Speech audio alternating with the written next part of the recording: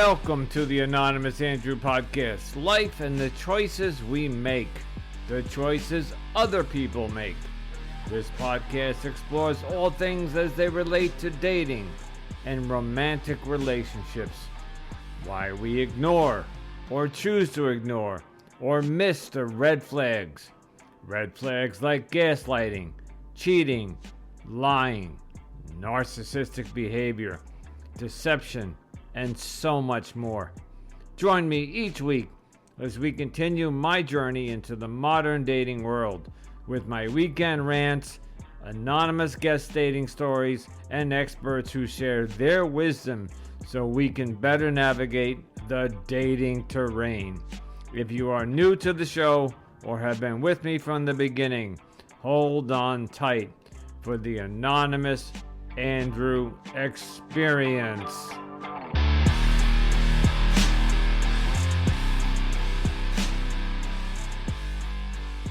Greetings and welcome to the Anonymous Andrew podcast, Life and the Choices We Make. And this episode today is coming at a very good time because I think many of us, and I'll keep it in the eye, suffer from something called burnout, where we just try to do too much in one day, too much in 1 week, too much in one project, too much in a relationship, too much in work, and so forth and so on. And my guest today, her name is Anna Zschuppe, and she is a burnout coach. So as usual, I'm going to shut up and let the episode do the rest of the talking. So enjoy the episode and we'll chat on the other side.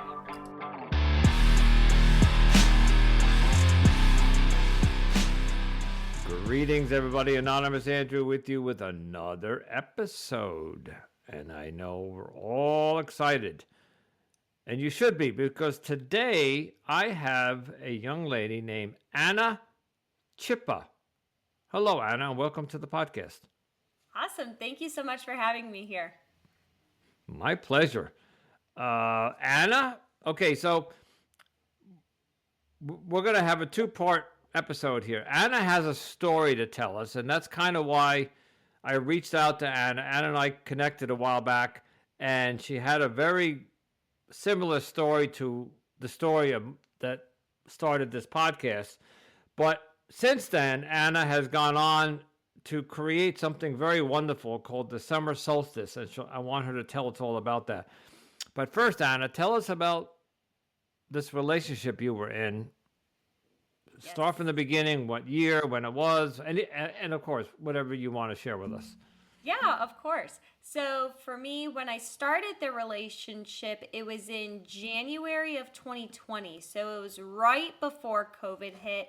And it lasted, yeah, exactly, right? Same here. Wow. COVID babies, I'm also in a COVID relationship, right? Yep. Exactly. Wow. Okay. Yes. So January of 2020, and it lasted about a year and a half or so.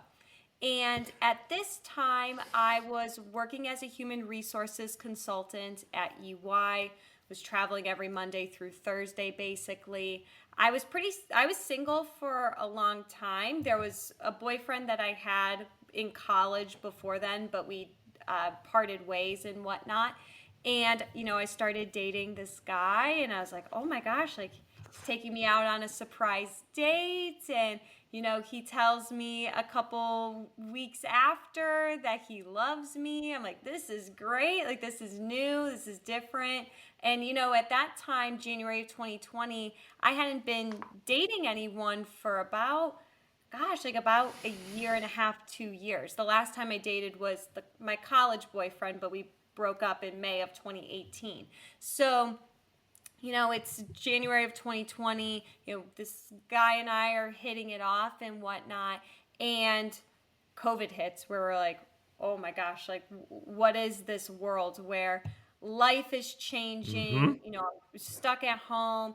And what ended up happening is that we became so close to one another, almost too close for comfort. And what I mean by that is, Oh my I God. spent I started spending like every single night, just about every single night at his house. And it was almost like we were a married couple without really building the foundations of it. And what I was noticing over time, and this was even just in the first couple of months that we were together, there was just a lot of words that were used that I was just like, what is going on? So for example, when I'm very close to my culture, I'm Croatian, and listening to Croatian music, he's like, why the heck do you listen to that kind of stuff? And I was like, whoa, like that's part of my culture, right? And even things like, It's who I am. Yeah. yeah, like, and just like berating about my work, like I don't understand why you're in this kind of role and this kind of job. Even looking at like a picture of my friends and saying, you're the prettiest one out of all of them, and I was just like, what? And for me it was something I just kind of brushed under the rug. It's like, I don't really know why these things are being said. Like maybe I'll just, kind of look over them, look past them, and just see him for who he was. And his background was, he was in a fraternity in college. He was kind of the ladies' man, and all that kind of stuff. But liked the sweet Catholic girls, which was me. Like I was, I'm a sweet, positive kind of Catholic person. But I was really attracted to, his charm and his character and things like that. But things started just getting worse and worse in a sense. And it was around June of 2020, I was like, it was him and we were in this, again, we were only in a relationship for a few months, but I was like, I feel like maybe it's me. Like maybe I'm having like these really unrealistic expectations on him. Maybe I'm not communicating things right, because when we would try to communicate things, it just would end in some sort of conflict. I'm like, is it, we have different personalities, so does this mean that it's complementing one another, contrasting one another? Again, this is the second person I've dated, and very, very different from my first relationship that I was in. And what ended up happening was that I say it's accidentally or coincidentally, but it wasn't. I went into, or I was looking on Facebook, I should say, and I saw this ad basically asking, are you struggling in your dating relationship? Like, learn from this 1 hour webinar. I was like, oh my gosh, that's me, right? So I was listening to this webinar, and basically what it was saying is that a lot of, these different pains or things that you're experiencing in your relationship, right, you probably do for yourself. So the unrealistic expectations that, your quote unquote unrealistic expectations you're having on your partner and things like that, you're probably doing that to yourself.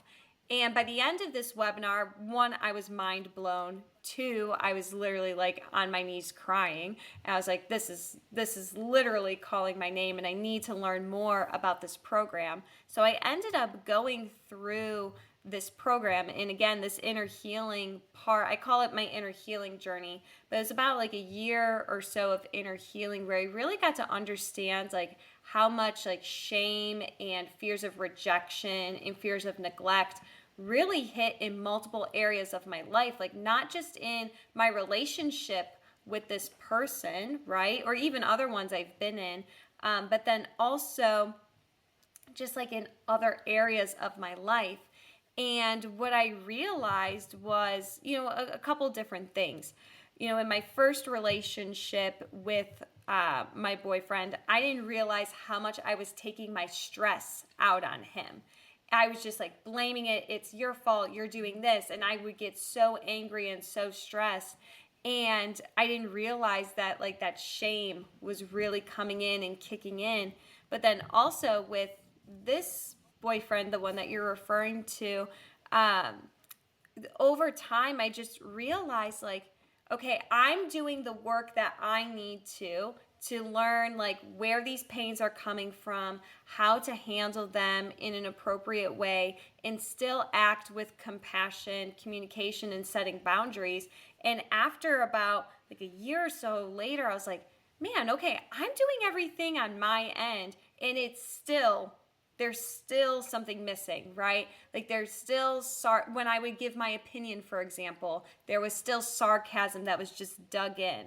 And I don't like using the word, like the terms, gaslighter or narcissist, right? But I think there were some qualities that I noticed, like, when I would give my opinions or I would say my thoughts or I would talk about work, it was usually dismissed, invalidated, or again, sarcasm. And for me, I was like, this is just not how I want to show up. This is not really the relationship that I want to be in. And, one of my final straws was when I got into a really, really bad car accident. I mean, my car was completely totaled. By the grace of God, I did not get any sort of injury, just like a little nick on my knee. But even after that, like he didn't call, he didn't really text because he was out of town with his buddies. And and when he came back, 2 weeks later, I know when he came back 2 weeks later, he ended up. I don't want to say the word cheating because that's it. It crossed a boundary that shouldn't have been crossed. She was kind of, having the hots with him, and he let her sit on his lap in front of me while we were dating. And, when I brought it up to him, like, what is this? What's going on? His response was, well, it's not my fault. It's hers. And I was like, wait. What? There's two What? parties here. So, it was really interesting in that sense. And, over that time when I went through this inner healing, there was a couple of things, right?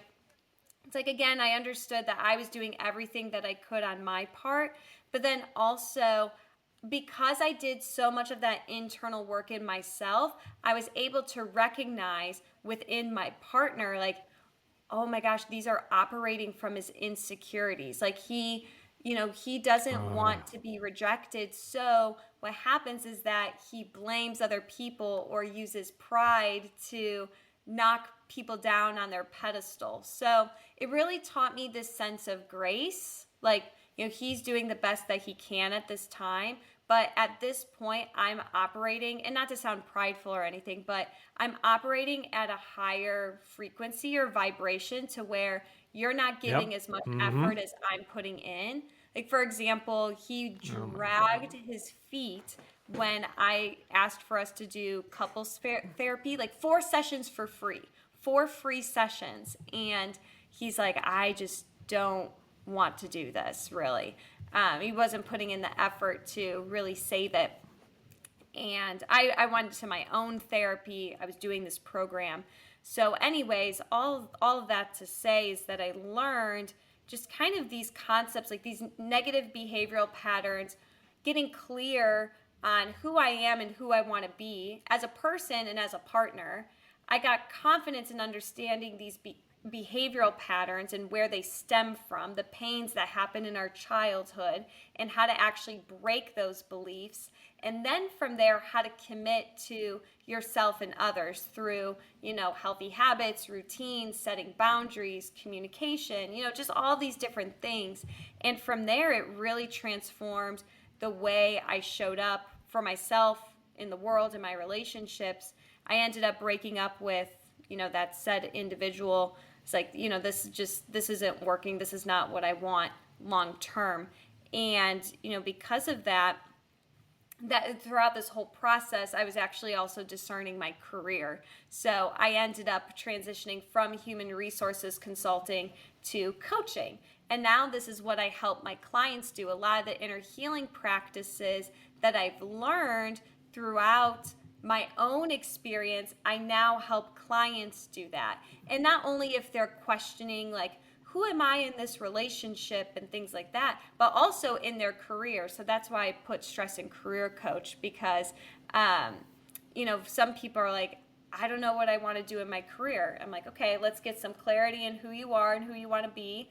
How do we break those self-limiting beliefs? And then how do we actually commit to a plan to get you into the career that you want? So I teach people a lot about how to have relationships with themselves, their others, and with their career as well. So this kind of got me to how Okay. I was. Okay. Okay. Wow. Okay. From the word go, from the word go, when you said June of 2020, that is the exact, as a matter of fact, it was June 29th of 2020. We had our first date, my last relationship. Yeah. And like you, there was the I love yous within, I think, a month. So the love bombing, I think that's what it's called, Yeah. started. And there are so many similarities between what you described, even down to it happened right before the COVID lockdown, and Yeah. she and I both got tested or whatever. I think we were so infatuated with each other, and we kind of said, well, if you get COVID, I'll get COVID. We'll stay together. We didn't live together, but we were, like you said, we were almost like husband and wife, and we were together nonstop. Yeah. And then another similar, everything you said. You come from you said Croatian background. Yeah. She was from a Latina background. So you were talking about, I don't know if you said it before you were recording or during, but you were listening to some of your the music that you Yes. grew up with. Yeah. And Yeah, he in the recording. questioned that, I think the culture differences in a dating relationship, they have to be very, you got to be, what's the word when you have to be very careful about, so, I'm assuming he was a full-blooded American? Like, Yes. yeah. You were born here? I was, but I'm Okay. second generation here. Okay, second generation. This woman that I was dating emigrated here 25 years ago, and she was 50, so she was 25 years in her country, came here and spent 25 years here, and trying to match. So I'm a full-blooded American gringo. I'm using gringo because the Latinas call us gringos. Matter of fact, my cat was named Gringo. But we found clashes in our cultural differences Yeah. a lot. So it's just uncanny. Anna, when I first started this podcast, I said to myself, because when the relationship ended, and I was standing there bewildered and befuddled and like, how did this happen? And you kind of alluded to, like, he wasn't gaslighting and this and that, but you said there were traits of it. The same thing. She was a master gaslighter, a master manipulator. She had me believing in things or not, or if I suspected something and she was cheating on me, she had me convinced that it was in my head, that I needed to go see a psychologist. By the way, I was doing what you were doing. I was going to therapy. I am also in AA, so I have a support system. And I had all of this support behind me, and she was doing nothing. And I even tried to get her into therapy, and she resisted. She went 1 or 2 sessions and said, this isn't for me. Because I think some people who have these, let's just call them traits, that need to be worked on and that they're not good for relationships, they're comfortable in them and they don't want to change, right? So you're changing. You're doing your work inside with therapy. You took that webinar. But if the other person is not right next to you, moving along in a forward momentum with you, they're back here and you're up here, and it doesn't work. Unfortunately, mine lasted 2.5 years, and I I suffered a lot. Almost 18 months of this nonsense that, well, I'll just say it, gaslighting and cheating and narcissism. And Yeah. she wasn't a narcissist, but she was on the scale. She was on the narcissistic spectrum. Yeah. Um, okay, so all right, I just wanted to. The similarities were just uncanny, Yeah. down to the same month we met. I mean, it was just uncanny. Yeah. And that's how, that's usually how it is. I tell people, when I coach them, a lot of these pains that they have, they manifest in a lot of different ways, but they're rooted in three of the same things. So it's interesting, and it follows the stories too, that we're more similar than we're not. Just as a human species in general, Right. we're more similar than not, right? There's nuances here and there, but yeah, it's amazing to, you know, as weird as this sounds, like such an, and this is kind of how I have viewed it, like it doesn't I say quote unquote unfortunate because we can either look at that experience, I mean both yours and mine, right? We can look at it as a failure or we can look at it as a trajectory to a lesson. So, for me, I just learned Yep. so much about myself in that relationship. And I remember even writing, like a lot of the things that I journaled about and even exercises I did for myself, like I help my clients do now. Like, what do you value and why do you value? What are your to goes, your no goes, and your maybes, right? So just learning so much about myself in the context of that relationship in terms of what I wanted and what I didn't. And I thought I had a good idea of it, but obviously, you continue to learn as you get to meet people. And for you too, you were just mentioning you started this podcast because of that relationship, but now since you started it, I mean, it's tripled, quadrupled the audience size. So like I said, it's unfortunate, like the pains and the struggles that we have to go through, but I always love seeing like the lessons and the fruit and the goodness that could come out of such like dire circumstances, if you will. Well, somebody said to me, I don't know, maybe 6 months ago, give or take, somewhere in the middle of my first season, I had a guest on, and I was talking about my relationship, and she said something to the effect that this podcast probably would not have existed, or Yeah, you wouldn't have started it had this relationship not happened the way it right. did. And Totally. she is so right. And I just one more thing that I was going to make the point, I always go off on a tangent.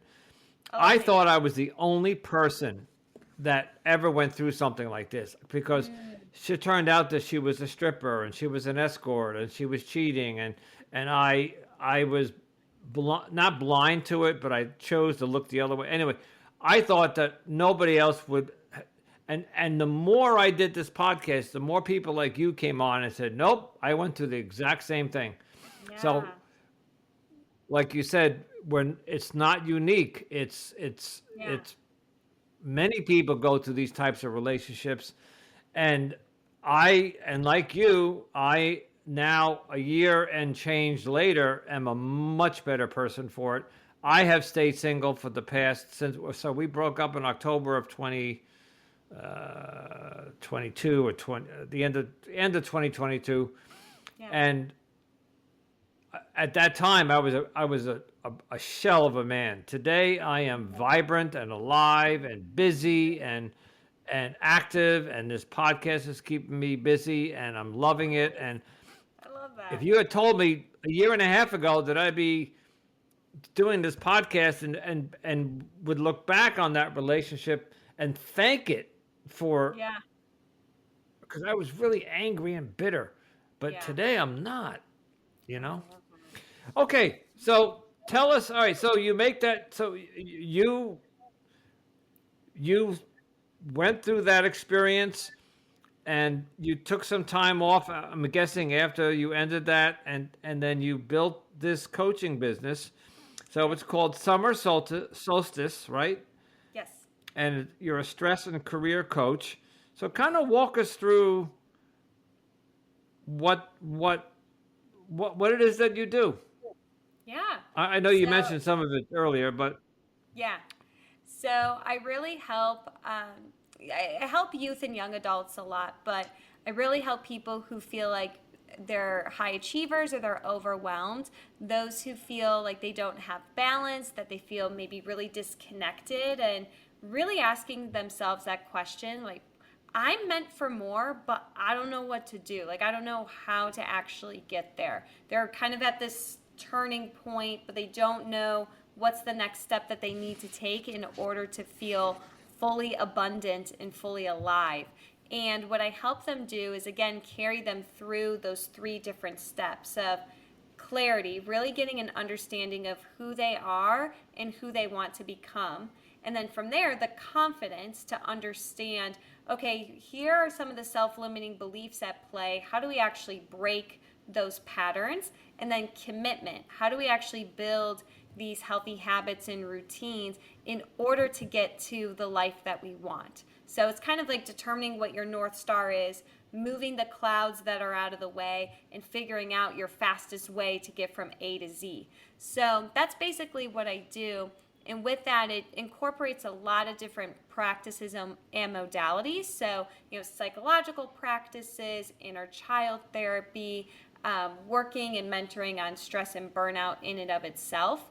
And for me, I like to use a combination of heart and mind, right? Yeah, I'm all about mind, body, spirit, wellness, and connection, looking at a person holistically to understand, okay, not what's going on, but what's really going on. And what I mean by that is actually getting to the root cause of some of these things that are happening and how long they've been at play.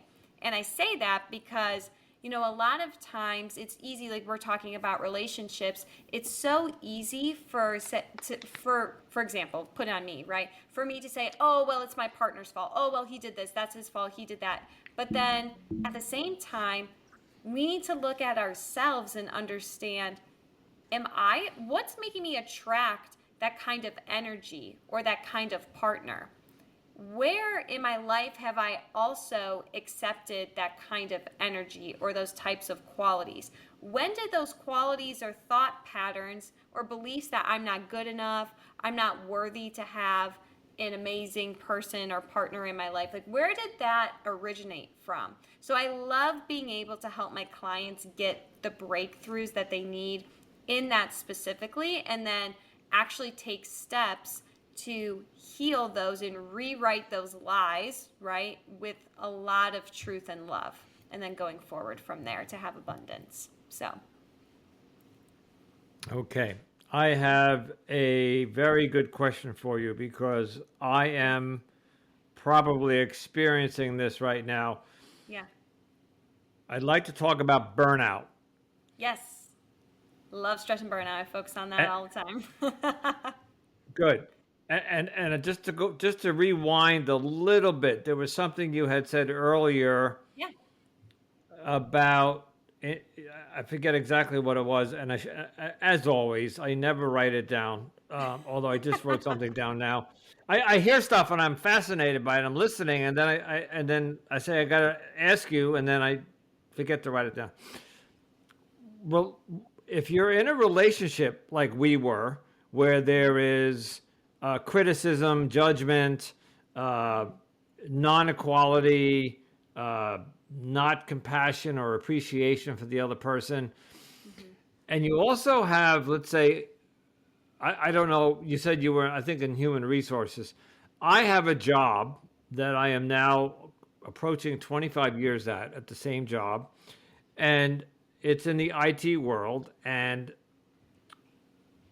I'll probably end up retiring there because I only have about 5 years to go. Mm-hmm. But it is the most toxic environment you can imagine.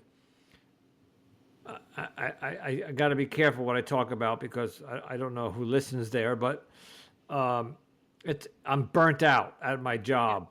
And while I was dating this woman back a couple years ago, the burning out has been going on or building for years. So I would come home from work, and what do you want more out of a relationship than coming home after a very long, hard day at work, and being with the person you love, and having them give you a hug and you can sit down and they could see you're drained. They can see on your face. And they, I remember my mom, my dad was a doctor, and I have three sisters and myself. We had a nice house and yada yada, but he had to work 16-hour days. Yeah. And when he got home, now this, you got to remember, this was 40 years ago.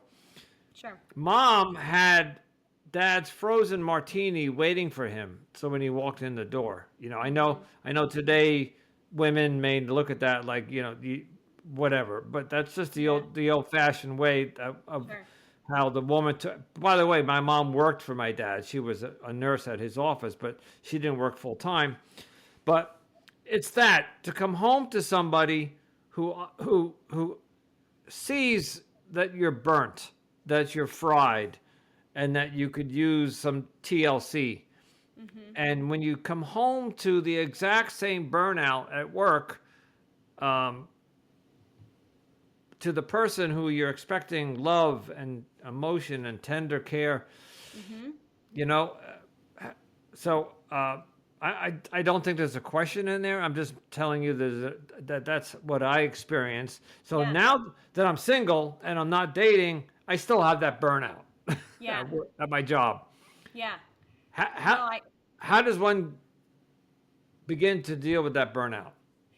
It's a really great question. And this is why I was kind of alluding to my first boyfriend, because I was in the same boat where in college in particular, I was working 5 jobs on top of schoolwork. So it was about 80 hours of work. Yeah. And that's not even considering homework, right? And what I used to do is I would just be so stressed and so angry and so exhausted that I would take that out on my partner. And not that he necessarily did anything wrong. I actually wrote like a piece of a book that I'm in the process of co-authoring and having published. But one time he made me breakfast and I was so exhausted and mad, and I had asked him before not to make me breakfast, that I literally was so angry I like threw it in the garbage. Like, how awful of a girlfriend am I to do that, right? But anyways, that's my whole point in that is the stress and burnout can really get to you, and it can get to the people around you. And for me, that was really a big realization of like, I need to handle my stress. And to answer your question of how to handle stress and burnout, whether you're in a relationship or not, it really comes down to you. And what I mean by that is, the theory of the oxygen mask, right? Like when you're on an airplane with someone, you have to put the oxygen mask on yourself before you put it on the other person, right? Well, the same is in your life, that you have to make sure that you're not pouring from an empty cup. And a lot of times people think that, their work is what gives them value. They mix it up. They're like, okay, if I do, then I'll be happy. I'm like, no, you have to be happy first. You have to have joy so that you can do. And one of the things I tell people when they're like, hey, I'm feeling really stressed and burnt out, in my job, like you were saying, is starting to get an understanding. I call it like looking at the car and starting to look at the operating system of it, right? Because if your gas tank is on E and you're trying to run, you're not going to be able to get anywhere. You're just going to burn it out. You're going to burn out all the machines and parts of it. So you have to get an understanding of current state. Okay, how burnt out am I? Where is this stress actually coming from? Because sometimes it's not work. Sometimes it's home life that impacts work. Sometimes it's work life that impacts home, or both at the same time. So getting a good understanding of where the stress is actually coming from and how it's impacting you. And it can impact you, physically, emotionally, psychologically, all cognitively, all this stuff. I know for me, I had indigestion. I had like breakouts, hives. I mean, that's how bad my stress was.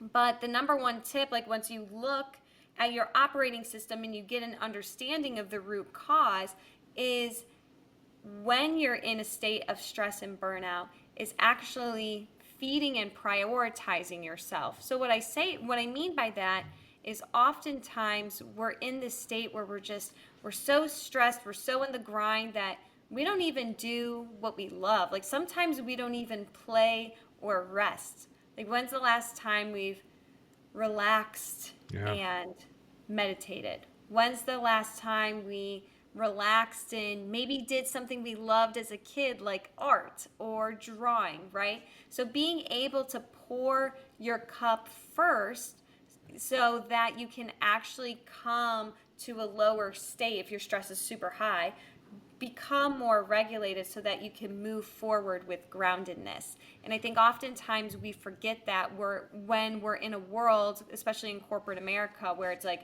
go, go, go, go, go. So like I said, making sure that you can do what you can on your end to recognize, to heal those things, and then actually fill your cup with activities that motivate you and energize you, especially if you can't get out of that job, right? Now, if you do all of those things and it's still a quote unquote toxic work environment, then you might need to start creating conversations, boundaries, or maybe even leaving the job, right?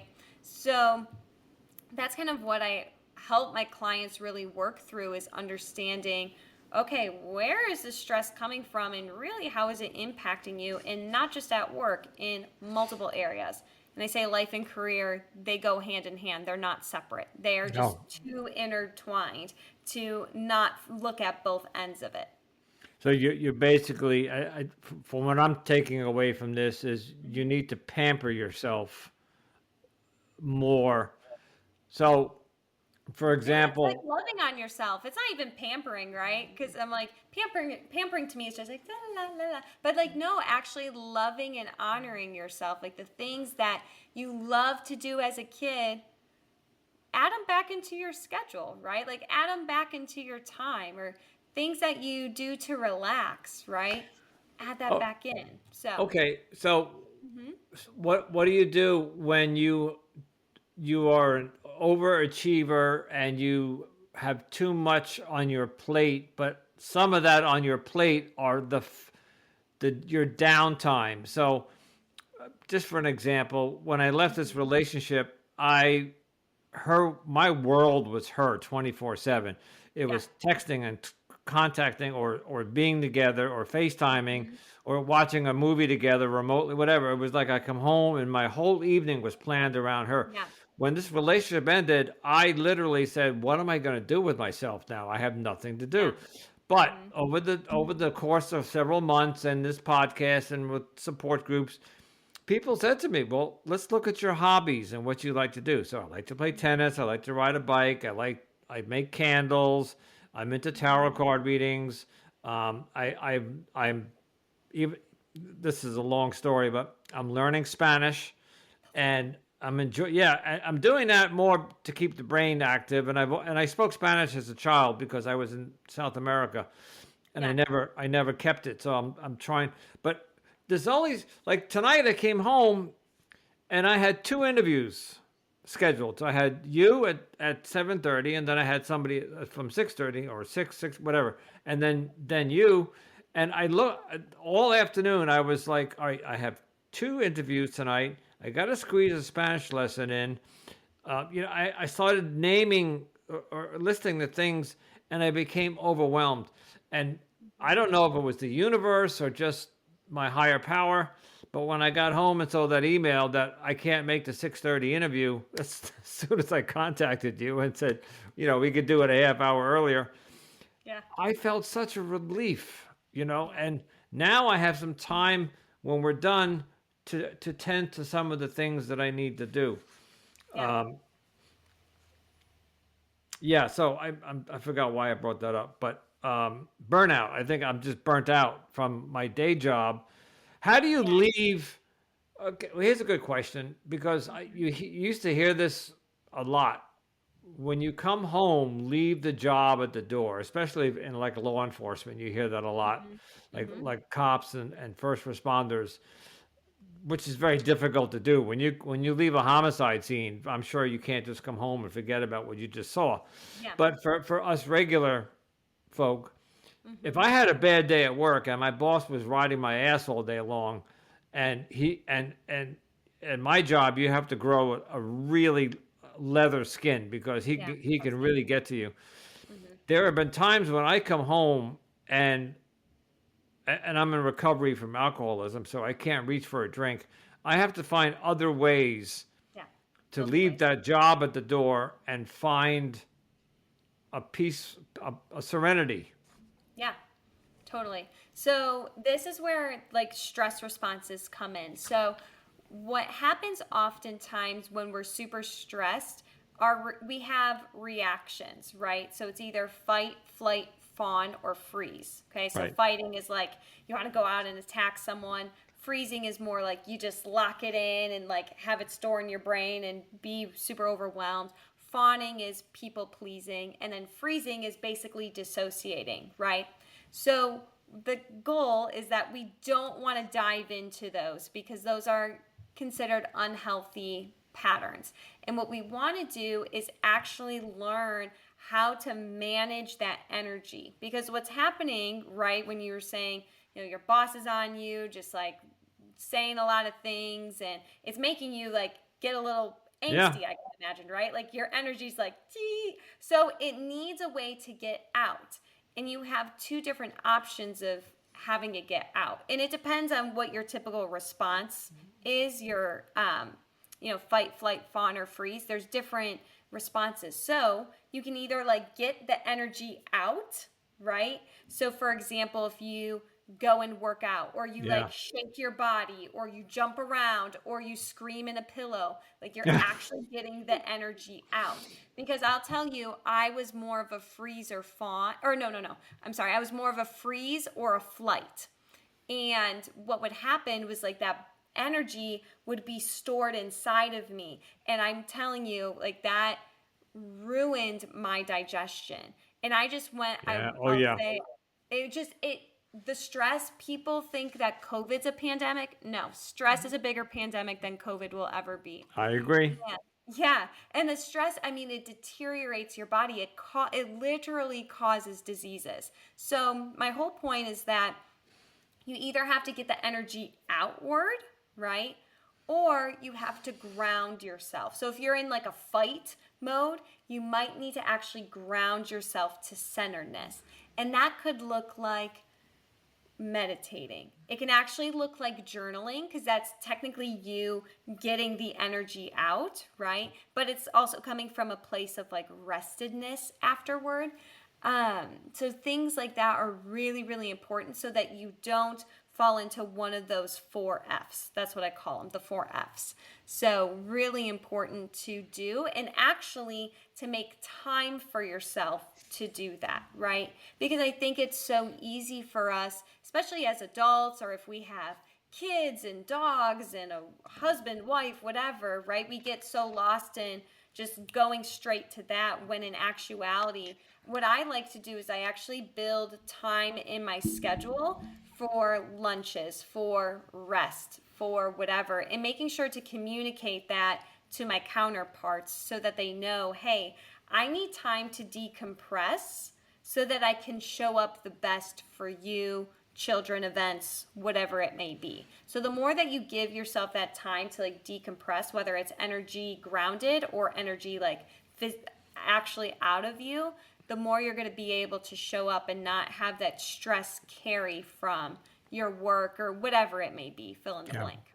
Well, we're in the dead of the winter. You're in the middle of the country. I think where are you, in Texas? Texas. Yeah. Texas. Okay. Yeah. I don't know if you're north, south, or what the weather's like, but Yeah. I'm up in New York, and it Yeah. is, this morning it was 24 degrees or whatever. Yeah. When I came, so during the summertime, I live right by the beach. The beach is 6 blocks from my house, and there's a beautiful boardwalk there. And I would come home every night during the summer and jump on my bike and head down to the boardwalk, and I would do a couple of miles on the boardwalk. And there is nothing like putting your earbuds in, going down to the boardwalk, or you can even do without the earbuds if you want to enjoy the environment of the beach. Yeah. That is one way of what you're talking about, is getting that energy out. So I'm bicycling, which is burning calories. Yep. I might be listening to either music or another podcast, which is getting my mind off whatever my boss may have screamed at me that day. I also play tennis. And then you talked about creating an environment where you said, like, either journaling or meditating. You can't see it now, but I make candles, and I read tarot cards, and my living room is set up almost like a Buddhist temple. Yeah. It's there are no lights in here except for the one on my desk. Everything is lit by candle. I have water fountains. That's It's a awesome. very serene. Yeah. I come home. I'll light some incense. I'll burn some candles. I'll put on some on Amazon. They have some great meditation called spa music. Yeah. So I'll create after the podcast, after dinner, after answering the emails and everything else that one has to do when you come home from work. I create before I go to bed 1 hour of no electronics, no emails, no Huge. cell phones. Mm-hmm. I light the candle. I might turn the TV on, but that's Yeah. in a dark room with the candles lit, and blah. Anyway, you get the idea. I create an Yeah. environment for me. So So key. yeah, so I can the burnout.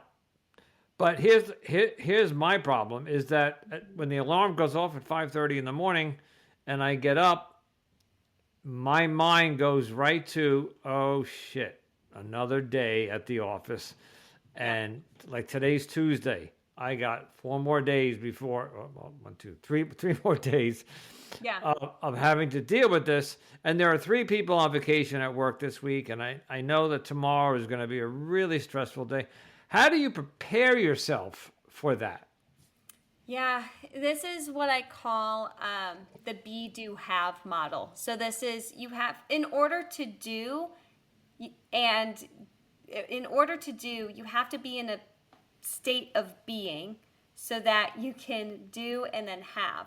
Oftentimes people get that confused of, okay, I need to do so that I can have, and then by having I can be. So again, the really key part is the being. So if you're showing up overwhelmed, exhausted, right? It's like, okay, that might need to be something to focus on and ask ourselves, okay, why is that happening? What's going on? And a lot of times, this is what I tell people too. If you're overthinking in the morning, those same things apply, right? It's still overwhelmed, so that needs to be energy out or groundedness, right? But also, what I tell people, some things that they can journal, right? Aside from just like journaling whatever's on their mind, but actually start to write down and even say out loud in the mirror, like, this is what I'm committed to showing up today as. Like, I want to show up as confident. I want to show up as intentional. I want to show up as communicative, fill in the blank. Right. Think about how you want, like, actually envision your state of being, what that looks like and what that feels like. Because the more that you can embody that state of being, the more that you're going to do and not let those things get to you.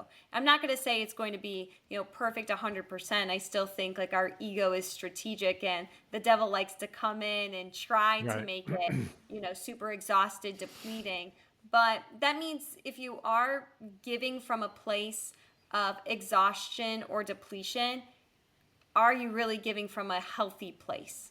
And the answer is no, right? No. You actually want to be giving from a place of love, of abundance, of confidence. So actually, like, telling yourself those things and envisioning them is really, really important, aside from, the groundedness and whatnot. And what I tell people also is, aside from just like writing that, like, hey, this is what I'm committed to today, what's the why behind it? So that you can what? Is it to, I don't know what it could be, right? There's a Right. lot of different things, right? And, and then I say, even if you have to do what? So what risks are you willing to take in order to be that person? So again, it's, I am committed to blank so that I blank, even if I blank, right? And by filling that out, envisioning it, writing it, it's going to set you up for a great day ahead. Yeah. I do have a morning routine. I used to be one of those guys that would get up at the last minute, jump in the shower, and drink the coffee as I'm brushing my teeth, and then Yeah. you're out the door in 15 minutes. Yeah. I decided that because that's stressful. So Yeah, now it I is. get up an hour earlier and I Yeah. will sit at my desk with a cup of coffee and do my Spanish lessons at 6:30 in the morning and whatever. I have a whole routine. Yeah. So I'm not rushed. And then I have a 45-minute minimum commute to work where I will listen to a pleasant podcast or something, Yeah. maybe an audio. I have a lot of audiobooks I'm listening to and then when I get to work, and this is awful, but we all do it. When we walk in the door, the first thing we do, most of us, is look at each other and go, what kind of mood is he in? Because we know what kind of day we're going to have, so, Yeah. and I try not to let, if they roll their eyes and go, keep low or keep out of his way,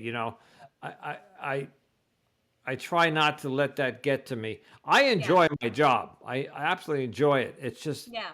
the people that I work for that make it intolerable. So, Yeah, and it's unfortunate because a lot of why people leave jobs is yeah. because of management. It's a very, very high percentage. I can't remember the exact amount, but it really is that. And it's unfortunate that it is like that. But, at the end of the day, I tell people, like, focus on what you can control and influence. Like, imagine if you were to come into a room, even when the rest of your environment is quote unquote toxic or heavy, negative.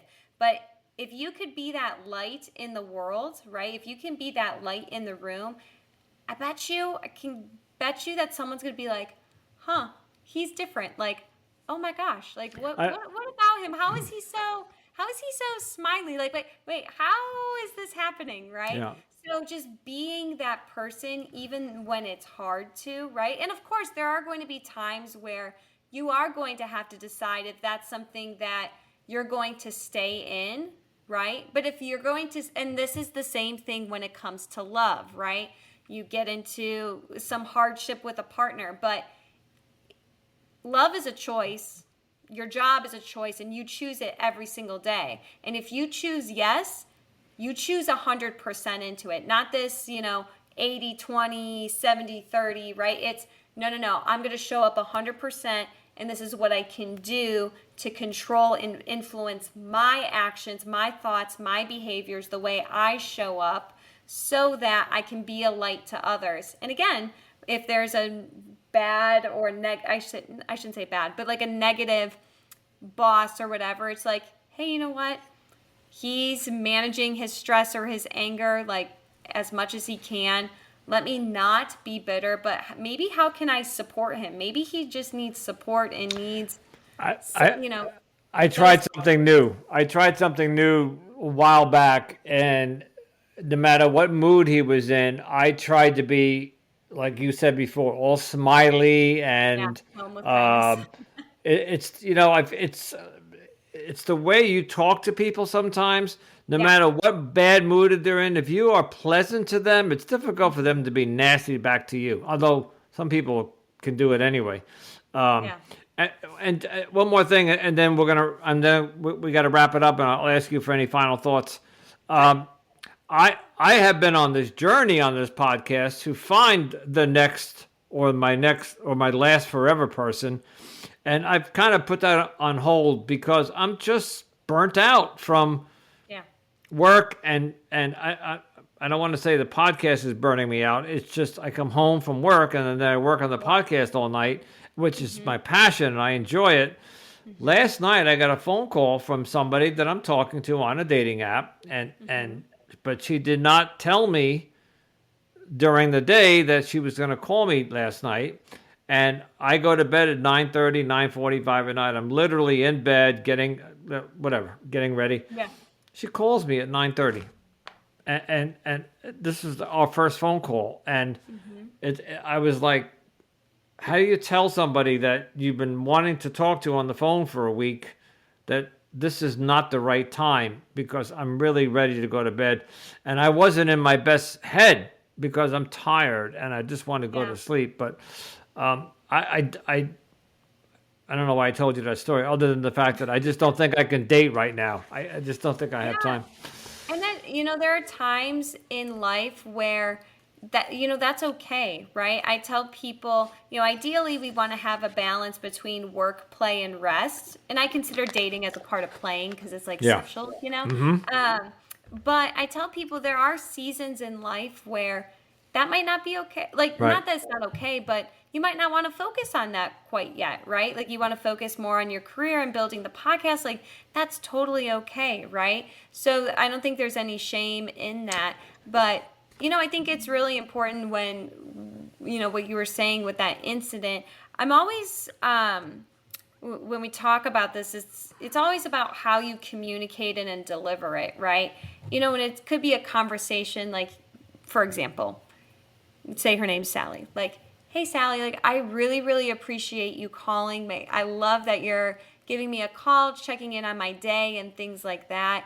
And, I do go to bed at 9:30. And, for me, I would love to be able to have a conversation, but right now might not be the best time because I want to make sure that I'm fully present with you when I am listening and that I can give the best energy. So would it be okay if I called at XYZ time tomorrow, right? So again, you're not blaming it on them. You're not saying, why are you calling me at this time? Or you're dumping your exhaustion, tiredness, whatever. But you're saying, hey, I really appreciate you doing this act of love or service.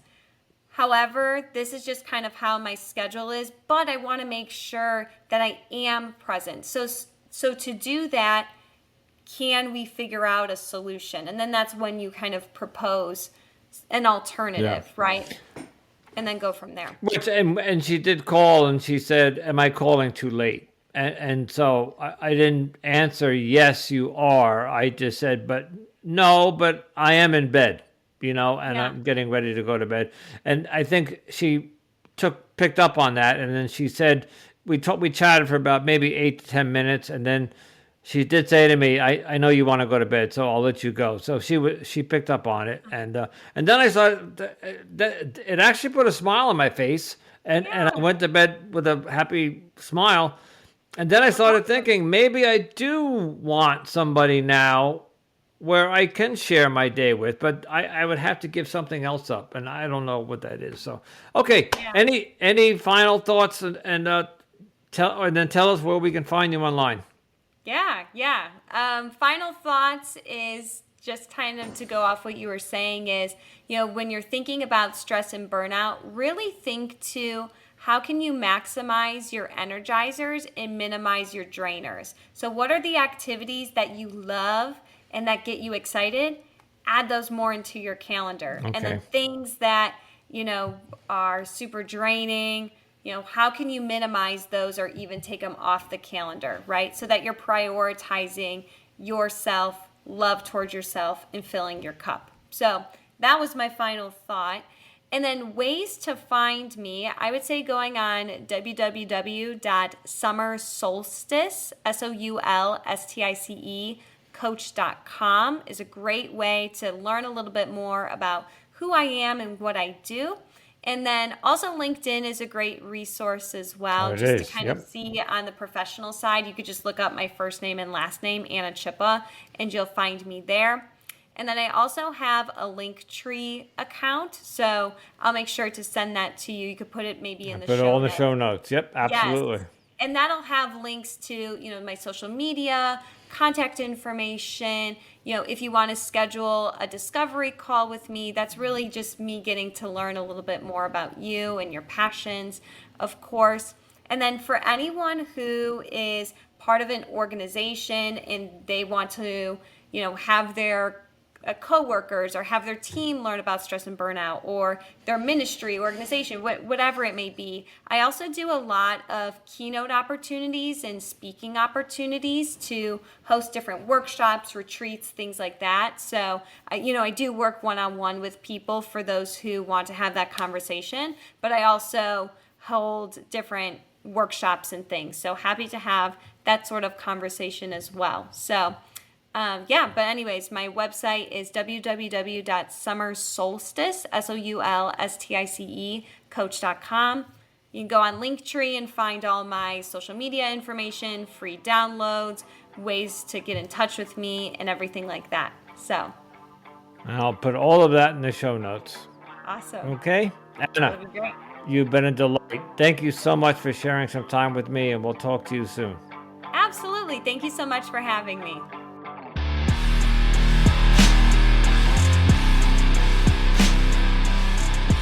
And I would like to thank Anna Zschuppe for joining me. I know you know what burnout is, and I got sober 9 years ago, started dating, and I thought my life started over, and of course, you know the rest of the story. It was just one horrible relationship after the other. And then when, of course, this last relationship imploded and I started the podcast, I felt invigorated. I was like, this is what I need. This is going to be therapeutic and yada, yada, yada. Within 6 months, I was burnt out. Majorly burnt out. So I really appreciate Anna's wisdom and insight into that topic. And I hope you took something away from that, because I did. And if you did and you are enjoying the podcast, I urge you to stop for a second, go down to Apple Podcast if you're on Apple, and leave me a review. 5 stars, 5 stars, 5 stars. And if you're on Spotify, you can leave a review for each episode.